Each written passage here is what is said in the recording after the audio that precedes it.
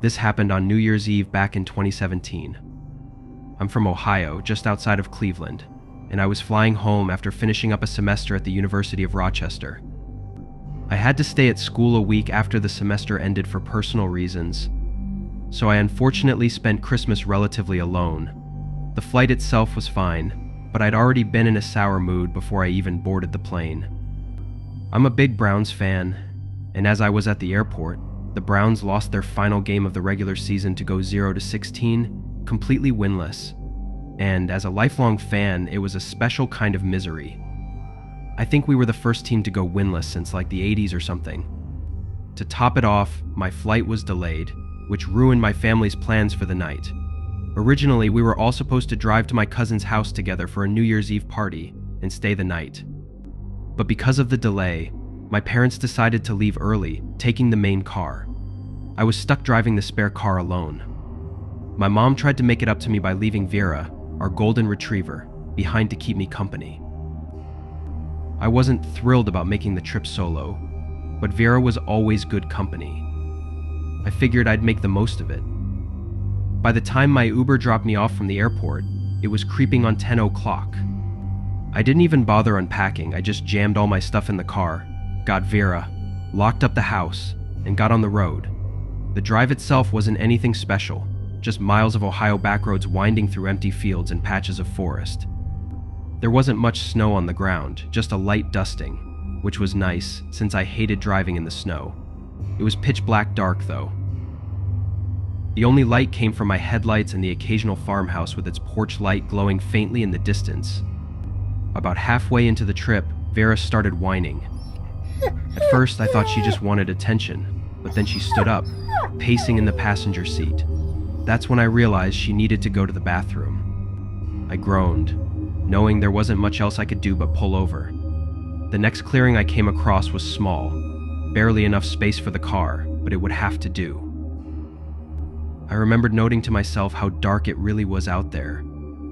If not for the patches of white snow here and there, I probably wouldn't have been able to see into the woods at all. I jammed my hands in my pockets and tried my best not to freeze to death. Vera didn't seem to care about the cold or the darkness. Classic golden retriever. I let her out, not even bothering to leash her. She sniffed around the edge of the trees, taking her sweet time. She didn't wander far, just enough to do her business. And that's when I heard it. All of a sudden, a loud crashing sound echoed from somewhere in the woods. It wasn't just a branch breaking. It was heavier and deliberate, like someone or something was moving through the trees. I literally jumped from how loud it was. Imagine a grown man sprinting through the forest. That's genuinely what it sounded like. I scanned the darkness, squinting to make out anything, but it was too dark to see beyond the first few trees. Before I could react, Vera bolted directly into the woods. It was some worst nightmare type stuff, I'm telling you. She disappeared into the trees, and I lost sight of her in mere seconds. I yelled her name over and over, but she didn't come back. At that point, my heart was racing and it started getting hard to breathe. The cold didn't help matters. I couldn't leave her out there. That wasn't an option. Without thinking, I ran into the woods blindly, yelling for her to come back. I didn't want to think about what she was chasing after, so I just ran, letting the adrenaline take over. The only light to aid me was my dim phone flashlight and the thin layer of snow on the ground. It was so dark, I was practically running into the trees.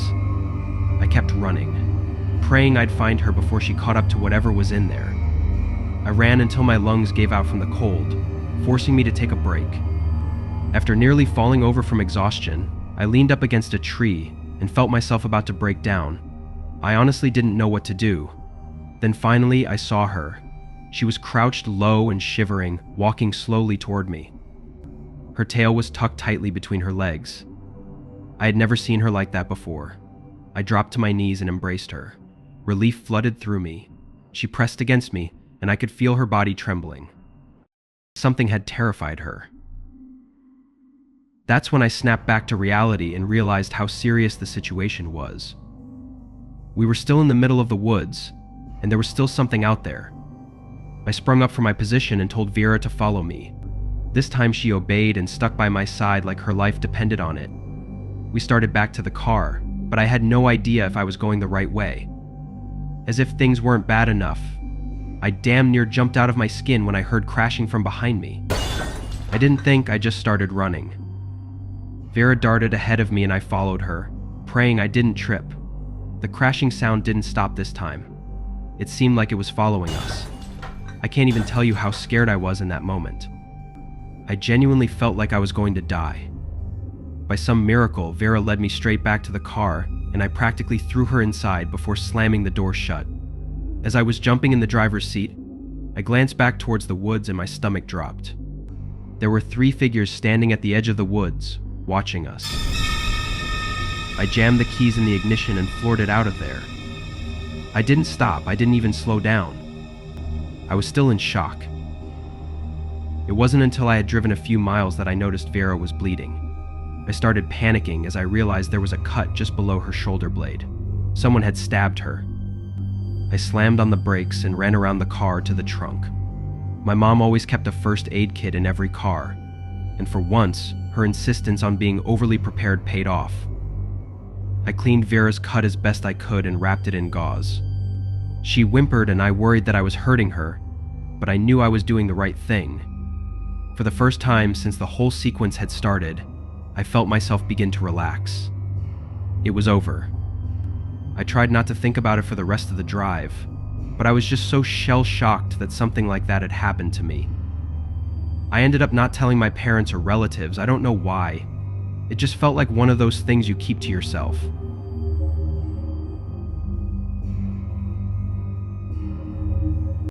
I'm a female. I work a pretty standard job in an office, 5 days a week.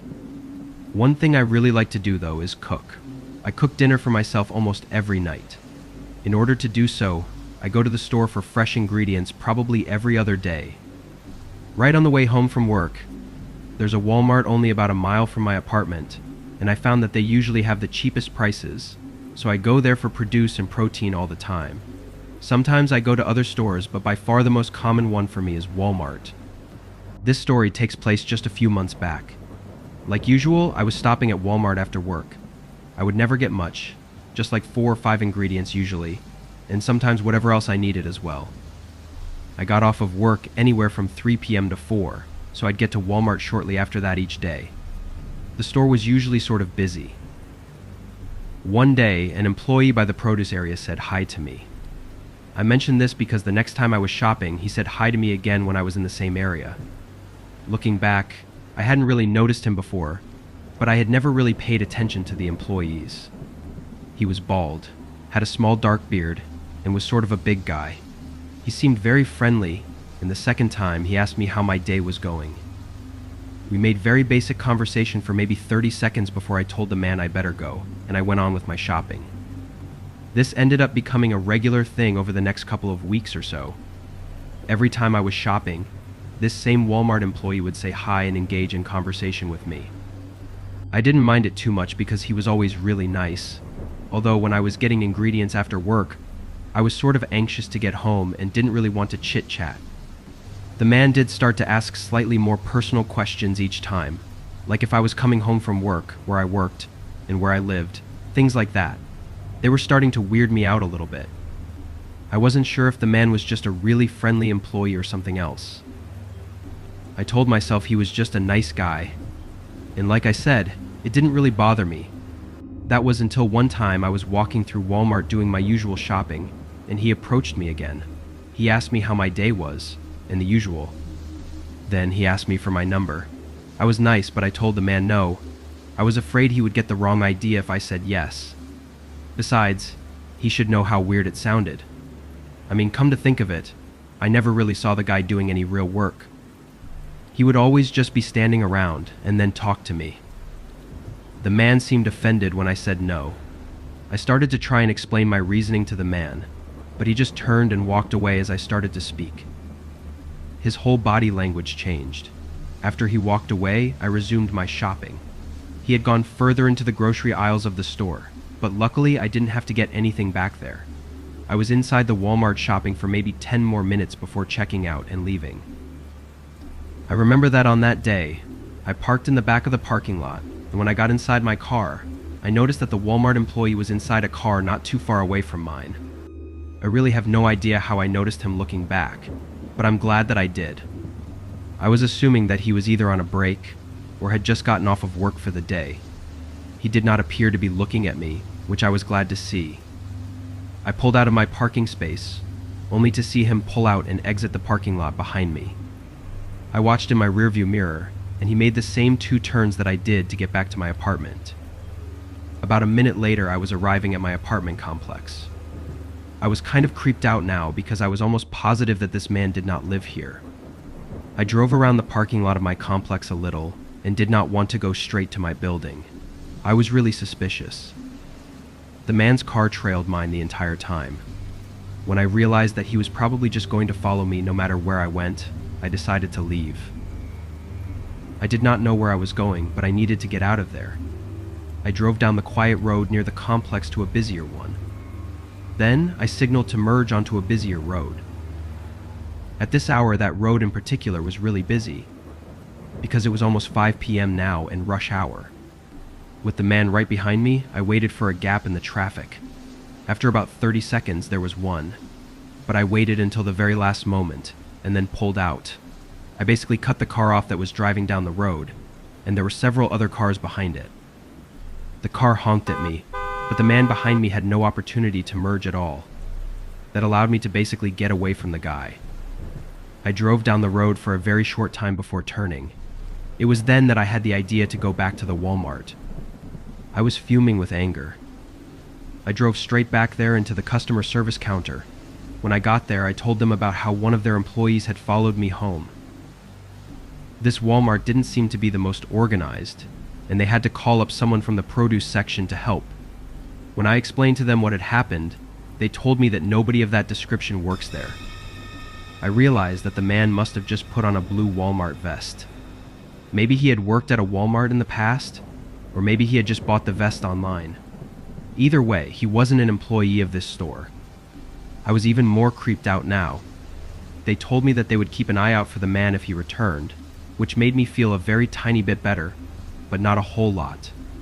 After that, I very carefully drove back to my apartment again. Thankfully, I did not see the man or his car. I don't believe he knew which apartment building was mine either. Since that happened a few months ago, I have not seen the man. I also have not been back to that particular Walmart either. What I'm about to tell you is something I still think about often, especially during this time of year. This happened on New Year's Eve a few years ago. I was driving to my parents' house to celebrate the new year with them. They live a few hours away in upstate Pennsylvania, so I had left in the late afternoon, figuring I'd get there with plenty of time to spare. The drive was supposed to be simple. I'm the type who really enjoys long drives, so a nice peaceful drive would give me some much-needed time to think. But the weather had other plans. The snow started falling about an hour into my drive. At first it was light, just flurries dusting the windshield. Nothing to worry about.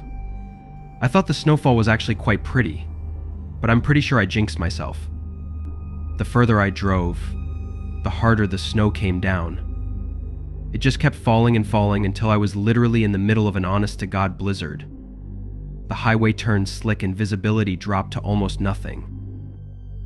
My car, a little sedan, isn't exactly great in snow, so when the tires started slipping on even the smallest hills, I knew I had to pull over. There was no point in risking my life. It was my own fault for not planning out the drive better. I found a spot on the shoulder far enough off the road to avoid passing cars. Not that there were many. I texted my parents about my situation, and they seemed worried sick. I tried to reassure them that everything would be okay, but I honestly wasn't too sure about that myself. I figured I'd wait out the worst of the storm, hoping it would just ease up. But the snow didn't let up. In fact, it only seemed to get worse from that point. It just kept coming, piling up around the car and on the road ahead. After an hour or so, it became clear I wasn't going anywhere that night. My dad offered to try and get out to me, but I told him that was a death wish. I told him that if the snow didn't let up, I'd call the police, which he begrudgingly accepted as a decent solution. I really didn't want to call the police, and I didn't have AA either, so that wasn't an option. I told myself the storm would have to let up eventually, and I decided that if it didn't by the time I got tired, I'd call the police. The thought of spending the night in the car made me uneasy. I didn't want to run out of gas trying to keep warm, and I was worried about killing the battery if I kept the lights or heat on too long. I sat there, turning the engine on and off every so often, trying to conserve what I could. The wind howled outside. I was starting to feel the weight of the isolation when I looked at my rear view and saw headlights cutting through the storm from behind me. I literally wanted to jump for joy. A snowplow pulled up beside me. I was saved. I rolled down the window as the driver leaned out of his. He was an older guy, maybe in his late 50s. He looked nice. He was wearing a thick jacket and had a black knit hat that was pulled down over his ears. I remember thinking his face was really wrinkly, if that makes sense. It looked weathered, like he had spent decades in harsh conditions. I expected him to say something, but he just stared at me for what seemed like an unusual amount of time. Eventually he spoke, asking me if I was okay. He had a really gruff voice, definitely a smoker, and it was honestly kind of off-putting. I told him that I didn't think my car could handle the conditions, trying to be friendly but also keep my voice steady. He nodded, saying that I wouldn't get far in a storm like this, especially with the car I had.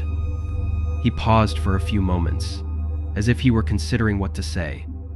I watched his eyes scan my back seat, like he was looking for something. I was just about to respond when he offered to give me a ride. I hesitated. I didn't know him, and yeah, he seemed a little strange, but he struck me as a genuine guy. Plus, staying put with my car all night would have been stupid. I asked him if he could drive me to where I was going, and he said it would be no problem. I then asked him what I should do about my car, to which he shrugged his shoulders and said, "Leave it." After a moment, I agreed. I grabbed my bag and climbed into the cab of the plow. At first, the warmth was comforting. I felt the tension in my shoulders start to ease as I settled into the seat. He asked me where I was headed, and I told him about my parents' house. I gave him directions, and he nodded again, but didn't say much after that. The silence wasn't awkward, but as the minutes passed, I started to feel more and more uncomfortable. That's when I noticed something odd. He wasn't driving in the direction of my parents' house. I knew because the navigation was literally pointing in the opposite direction. I mean, we were on a local highway. There were only two ways to go. I tried my best to sound calm, and asked him if we were going the right way in the most normal tone I could muster. I don't think I did a good job, though, because I could feel his demeanor slightly change with my question. Without looking at me, he told me we were taking a short detour, and that the back roads would be better than the highway. I didn't know the area well enough to argue, but something about the way he said it made my stomach twist. We drove a little longer, and he did in fact get off the highway and start driving along some back road. At least the GPS said we were heading in the right direction, so I thought I was just being paranoid. Something in my gut was still telling me he was off though, so I started looking around the cab more closely.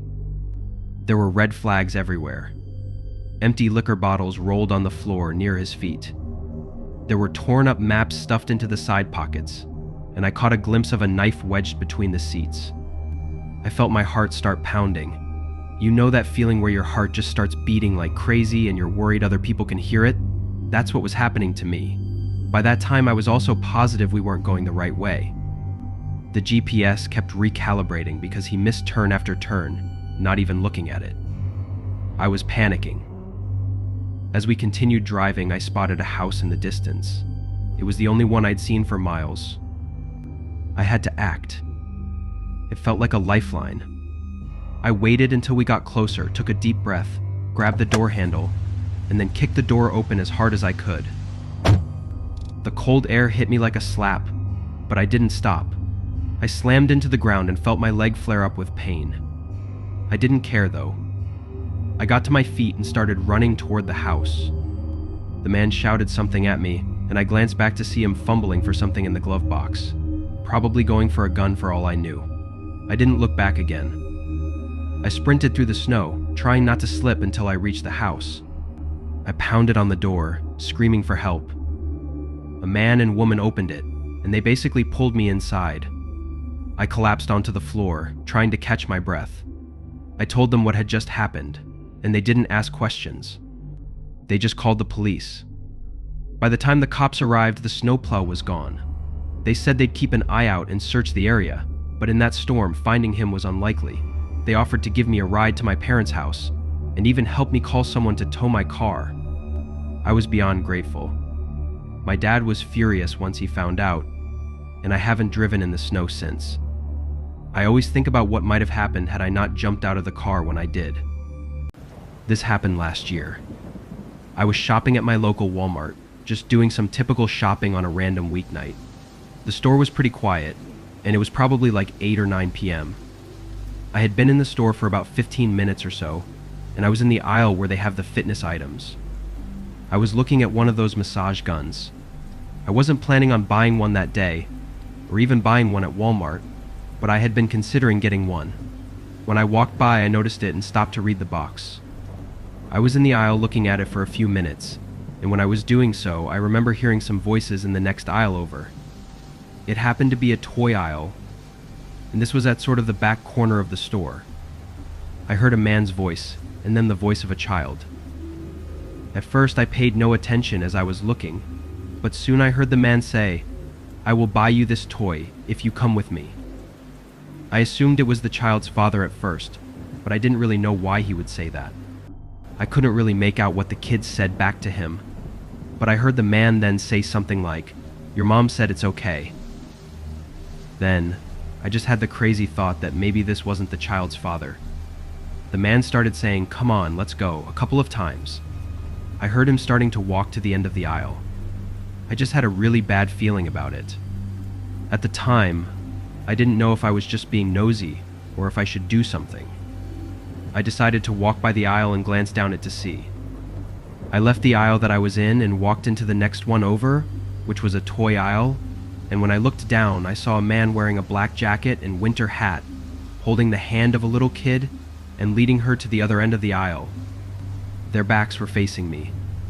I was kind of thinking on the fly, and I said, "Excuse me," to the guy. He turned around and looked really surprised. I picked up some random toy from the shelf. It was some type of stuffed animal. I said I wanted to ask the man a question, if this would be a good gift for my niece. I then started walking over to them. He said he had no idea, and I said I thought he might know. I then asked if that was his daughter. He said no, and he was just watching her for the moment, but then said they really had to get going. Him and the child then walked away. I really wasn't sure if I should believe him or not. Maybe I was making too much of it. I realized it probably was a reasonable explanation, and I turned and started to walk into the opposite direction. I was telling myself that nothing was wrong and I was just paranoid. But I'm not even kidding. About 30 seconds later, I heard a woman's voice calling out a name. For this story, let's just say the name was Sarah. The woman was calling out Sarah, not really loud, but enough for people in the aisles nearby to hear, including me. I walked towards the voice and found the woman a few aisles down and more towards the center of the store. When I reached her, I asked if Sarah was her daughter. She looked concerned and said yes. I had a terrible feeling, and I said that I might have seen her daughter with a man, and I thought they might be leaving. We both started sprinting towards the front of the store. The good thing is that this was probably less than a minute since I had seen the man. When we made it to the front of the store, we saw the man and the child at the self-checkouts area. He was buying one of the toys for her. The girl's mother started shouting, and the man claimed he was just trying to be nice and buy the toy for the girl, but he quickly tried to run away after realizing nobody would believe that. He ran out the door and was able to momentarily get away. I was just happy that the girl was okay and back with her mother. It turned out that the girl had wandered off from her mother to look at toys while her mom was shopping at another area of the store. The mother had believed that her child was nearby, but had actually wandered off much further. I also found out that the guy was located not long after this at all. I've never been one for parties, even in college. I got sick of the whole going out culture pretty quickly, and I found that I always had more fun doing something meaningful with a few close friends. I'm from a rural area, northwestern Ontario. This happened a couple years ago. Ever since I was a kid, my dad and his buddies had a New Year's Eve tradition of going ice fishing while everyone else was celebrating the new year however they celebrated. My mom wasn't really in the picture, and we didn't have much extended family, so I grew up spending New Year's Eve on a frozen lake in the frigid cold with my dad, his brother, my brother, and my dad's friends. My dad isn't around anymore, and my brother moved to Chicago a number of years ago, but I still try and go ice fishing as much as possible, especially as a way to celebrate New Year's Eve. I'm not really sure why, I just feel like I have some kind of obligation to keep the tradition going. My two best friends, Nate and Trevor, are pretty rugged guys themselves. You know the type, those burly, lumberjack-looking dudes that seem more in touch with wilderness than society? That's honestly how I describe myself too. Anyway, the three of us tried to keep the tradition alive as best we could, which was great because spending New Year's Eve alone would be depressing as hell. Nate was the one driving that day. His truck was perfect for the job. Big tires, four-wheel drive, and enough room in the back for all of our gear. We packed everything we needed. Rods, tip-ups, bait, a sled to haul everything, and a small pop-up shelter to shield us from the worst of the cold. The forecast predicted a clear night, but in Ontario, you never trust the weather reports entirely. We were prepared for anything. At least we thought we were. The lake we were heading to wasn't a well-known spot, and that's what we loved about it. It was tucked away, surrounded by thick trees with a surface that stayed frozen solid even in the milder parts of winter. It wasn't a place you'd stumble across unless you knew exactly where to look. As Nate navigated the snowy backroads, the excitement started to build. There's something about the quiet stillness of ice fishing. Just you, your friends, and the promise of the catch. Definitely beats drinking beer after beer at some random bar. As we pulled up to park near the trailhead, I noticed someone standing nearby. He was a few yards away, bundled up in heavy winter gear, but something about him didn't feel right. He wasn't moving, just standing there, staring at our truck. At first, I thought maybe he was just a fellow angler sizing us up, but then I saw him glance down at his phone, then back at us, then back at his phone again. For some reason, it didn't feel casual. I don't really know how to explain it, it just felt off. I muttered to my friends that guy was creeping me out.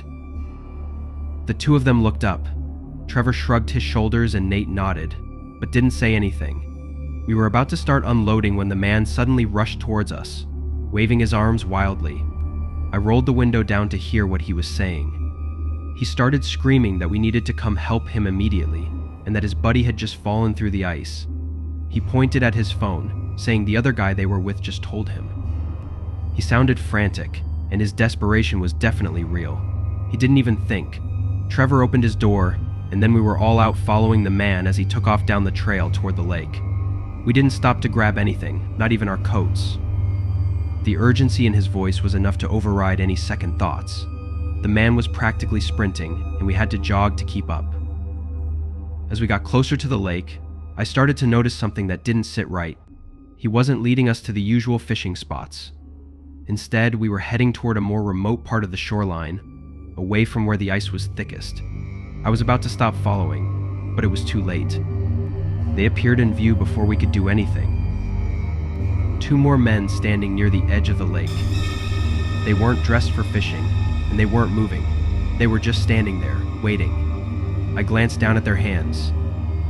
They were both armed. My blood ran cold. One of them yelled at us to stop right there as we approached. He raised his gun and pointed it directly at me. I honestly can't describe the feeling that you get when someone points a gun at you. I hope no one ever has to experience what I felt that day. My heart dropped as the man we'd been following turned to face us, a smirk creeping across his face. We'd been set up. The second guy demanded Nate's keys, along with everything we had on our persons. We didn't really have a choice. These guys didn't seem like they were messing around. Nate reached into his pocket and tossed the truck keys to the man, and the three of us emptied our pockets. I tried to hang onto my phone, but one of the men told me phones too. Nate said his was in the car, which they laughed about. I've never been more furious in my life. How could we have been so foolish? I clenched my fists, wishing those guys weren't armed. I would have taken all of them on. Within moments, they grabbed everything and walked us back up the path at gunpoint before one of the men sped off in Nate's car. The other two backed away into the woods, presumably to their own vehicle. I debated following them, but I figured that wouldn't be much help. We stood there for a moment, shivering, before Nate pulled out his phone. I knew he had lied about it being in the car. I honestly don't know what we would have done had he not thought quickly on his feet. Somehow we still had service. He called the police, explaining everything as calmly as he could. The dispatcher told us to stay put, and we huddled together for warmth as we waited for help to arrive. I was still so unbelievably angry. Nate was the worst, though. He kept kicking nearby trees and cursing at the top of his lungs. There was nothing Trevor or I could do to calm him down. The whole thing had happened so fast. I was honestly still processing it all. Why the hell would there be people out in the middle of nowhere on New Year's Eve of all days? It didn't make any sense. I'll skip all the boring details. The cops took an official report and were gracious enough to drive us all back to Trevor's house, which was the closest. As you might expect, Nate's car was never located, and those people were never caught. The three of us still can't believe what had happened. Trevor thinks we just stumbled into the wrong people at the wrong time, that they weren't planning on robbing us, but we just so happened to be the perfect targets. I think that's possible, but it still feels so unlikely. Who just springs a trap on some random people in the spur of the moment? But it also wouldn't make sense for them to be waiting for us at such a secluded spot. They had no guarantee anyone would show up. I really have no idea what to make of this whole incident. I'm a female and this story took place about 4 years ago. I was at Walmart shopping. Back then I went there all the time. On this day I was only getting like 2 or 3 things. It was nighttime. The store was somewhat busy though. I was able to find what I needed pretty easily, and I spent a total of maybe 10 minutes inside the store. At one point though, a man came up seemingly out of nowhere and introduced himself to me. He was about 5 and had grayish hair. He asked me my name and what I was shopping for. I saw that he didn't work there and he came across to me as a little strange. I spoke with the man for maybe a minute, but I told him that I had to leave. He was sort of creeping me out. When I walked away, I headed straight for the checkouts, and when I got there I saw that there was only 2 other people in the self-checkout area that had maybe 6 registers. I went to one and began scanning my items.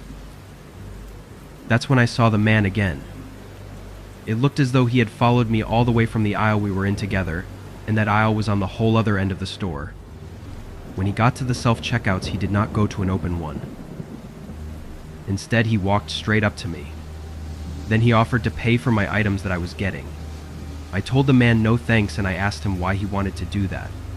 He said he was just trying to be nice and I said thanks, but I would buy it for myself. Then the man walked away, but he wasn't buying anything at all. He just seemed to walk out and leave the store. I finished checking out and then walked away to leave. When I got outside, the first thing I saw was the man standing there. He said hi to me once again. It scared me, but I said hi. The man asked if I wanted to come over to his house. It was really awkward. I told him sorry, but no, and I started walking away. At first, the man took a couple of steps towards me and was walking with me, but after about 5 seconds or so, he stopped. He did not continue to follow me, and I got to my car and drove home. This experience was creepy and should have been enough for me to not go back to that Walmart, but I thought it wasn't that big of a deal, so this guy was a bit of a creep. So what? I continued to go back to that Walmart. I went there several more times with no problems. Probably about a month after this had happened though, I was shopping at the same Walmart once again. I was doing some grocery shopping and it was like 8 p.m. I was in one of the first food aisles of the store and I noticed the man was there again. When I first saw him I recognized him, but had actually forgotten about what had happened. I didn't know where I had seen him before at first, and it took my brain about 5 seconds to remember. When I did, I knew I needed to get out of there. As I was starting to walk away, I saw him look up and notice me. I left the aisle and walked as far away from him as I could to the complete other end of the store. I still had a couple of more things to get in the grocery department, but I wanted to wait until the man was gone. Running into him again was something I needed to avoid doing. In the meantime, I started just looking around at random items on the side of the store that I was now on. There were far less shoppers over there, and it was quiet. I slowly walked down a few aisles, just kind of taking my time. As I was doing so, I noticed the man again. He seemed to be heading in my direction, but was still really far away. I knew that I had to get out of there. I started walking away as fast as I could, and I went down different aisles to block myself from the man's view. I just set my basket with several items in it on the ground and then left the store. There was no way I would have been able to check out without the man catching up to me. Once I left the store, I drove back home. After that, I did not return to that particular Walmart for some time. I believe that it was a total coincidence that I saw the man again there that night, but when he saw me, he was going to try to talk to me again for sure. He must shop there a lot, and I'm just glad that since then I have never seen the guy. I used to work at a Walmart a couple of years ago. This was my strangest experience. I mostly worked overnights and would stock shelves. It was an easy job for me. I would start at like 9 p.m. and at first the store would actually be open, but would close only like 2 hours into my shift. There would never be very many customers in that time anyways. A good number of us worked overnights because obviously Walmart is a really big store. On this one night, I happened to be working in the pets and supplies aisle, which is in the back end of the store. I had been working in that general area, but not that exact aisle earlier in the night, but by now it was about 1:30 p.m. Our store closed at 11, so we had been closed for 30 minutes now. As I was in the pet supply aisle, I was just stocking one of the shelves by myself. When the store closed, I would often put in headphones and listen to music while I worked, which is what I was doing. It helped work go by faster and easier for me, but out of nowhere I saw something out of the corner of my eye. It appeared as though somebody had walked by. I looked over, but they were now gone. I assumed it to be one of my coworkers, and once a few minutes went by, I kept working. Then again, I saw somebody at the end of the aisle out of the corner of my eye. I looked over, and this time the person did not walk away. It wasn't one of my coworkers, though. It looked like just some guy that I had never seen before. When I looked at him, he disappeared behind the next aisle. I got up and walked over, and then looked down the next aisle. When I did, I saw the man disappearing out of that aisle, and into the one after that. I took out my headphones and then radioed in on my walkie that I thought I saw somebody inside the store who wasn't supposed to be here. After that, I kept doing my work. About an hour later, I went to the back room. That area was pretty large in our store, but I was the only one back in that section at the time. When I was walking over there, I was sure that I saw the man again. I could see him hiding behind a box underneath one of the shelves there. I didn't stare at him and I acted like I never saw him. I was going to walk past, but I decided to turn around and then go the other way instead. He was maybe 30 feet away. When I began walking back, I heard noises behind me, even with my headphones in. I started running for the exit to go back into the sales floor. I heard footsteps behind me when I did. When I got there, I opened the door, and the man did not come out after me. I ran to find the nearest employee. That was Al, who was working in the electronics overnight at the time. I told him that I saw a man in the back, and he decided to come back and see. I had a bad feeling, and I wondered if the guy was dangerous. We both went back there anyways. When we opened the door to the back, we heard the sound of another door opening. It was coming from one of the doors we had back there that opened up to the outside. They were rarely used. We walked in further just in time to see the guy walking out of the store and the door closing behind him. After that, he was gone. I still don't know how the man got inside. My only guess is he somehow avoided all employees and hid inside the store until after we had closed. I also wondered what he was going to do to me when he was hiding in the back, and then followed me. Luckily, I quit that job not too long afterwards. I remember this Walmart, sort of where I live, that used to be open 24 hours. I'm not sure, but I think there were a lot of Walmarts that used to be open 24 hours. All the ones that I've been to in recent years close at like 10 p.m. now, though. Maybe the reason is because of things happening like the story I'm about to tell you. This was several years ago, probably about 2014. I remember that I worked a job back then with all kinds of crazy hours. I never really knew when I would get off of work, and some nights were really late. One time I got off of work at close to 3 a.m. By the time I was done, I was exhausted, but also really hungry. On my way home, I stopped at the 24-hour Walmart to see what they had. There were no restaurants nearby that were still open, and I was just going to go down the snack aisle and maybe find something to drink as well. When I got inside, I made my way over to the food. The store was almost completely empty. I only saw a couple of employees here and there. When I got to the snack aisle, I browsed around for a little bit. I wasn't really sure exactly what I was hungry for.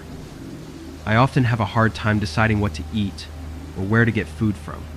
I browsed for maybe 5 minutes, and then I had this feeling like I was being watched. It seemed a little strange, and I looked around. When I looked to the far end of the aisle, I saw a man standing there looking towards me. He was a sort of tall and skinny guy, wearing a black Adidas sweatshirt. When he saw me looking at him, he just kept standing there. He wasn't looking at anything on the shelves in particular. He looked away from me, but I thought the guy seemed really weird. I went back to looking at the food on the shelves and tried to make up my mind. I wandered into the next aisle over. There was more food in that aisle. I was there for no more than 10 seconds, and I noticed a man creeping around the corner slowly, and then looking at me again from the end of the aisle. This was really strange. I grabbed a bag of trail mix, and then made my way towards the back of the store, along the side.